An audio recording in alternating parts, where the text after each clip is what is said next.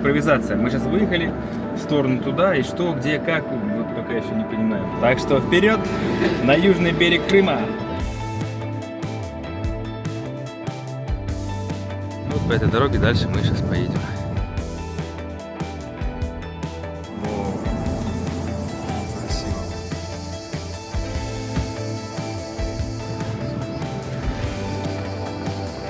Такие интересные улочки пошли. В итоге встали на пляже, пока вот пробуем разместиться. Вот только ветер прям сильно усилился. От солнца немного спрятались. Сегодня с 8 утра уже просто пекло. Солнце достаточно высоко. Конечно же, якутский нож всегда со мной. Да, работать не в удовольствие. Уже без всяких привлечений. и для пищи, и технические моменты.